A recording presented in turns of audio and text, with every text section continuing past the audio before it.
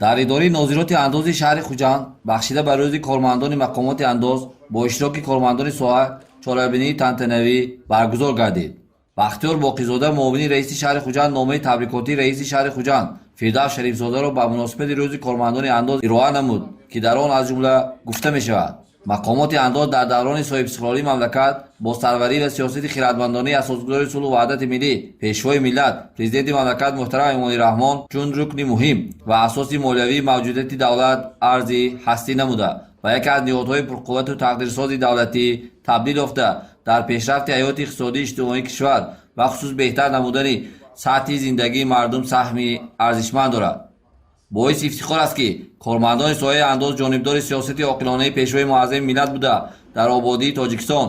ғанӣ гардондани буҷети давлатӣ, самаранок истифода бурдани маблағ ба ин васила таъмини пойдории давлати ҳуқуқбунёд, дунявӣ ва демократӣ кӯшиш менамоянд. таъкид шуд, ки имрӯз ҳар фарди солимфикри ҷомеа медонад, ки баракати хазинаи давлат аз андоз вобастагӣ дорад ва давлат тавассути он сиёсати иқтисодӣ ва иҷтимоиашро муназзам месозад. самараи саъю талош ва меҳнати кормандони мақомоти андози шаҳр мебошад, ки корҳои бунёдкорию созандагӣ дар шаҳр рӯз аз рӯз вусъати тоза гирифта,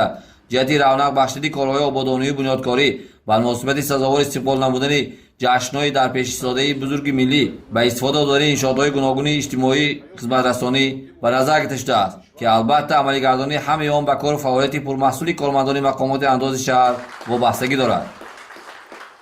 сипас ба як қатор пешсафони соҳа сипоснома ва тӯҳфаҳои хотиравии раиси шаҳри Хуҷанд тақдим карда шуд. Алихон Иззатуллозода, сардори нозироти андози шаҳри Хуҷанд, барои таваҷҷӯҳи қадршиносӣ ва роҳандозии таҳкими фаъолияти дуҷониба ба роҳбарияти мақомоти иҷроии ҳокимдавлатии шаҳри Хуҷанд изҳори миннатдорӣ намуд.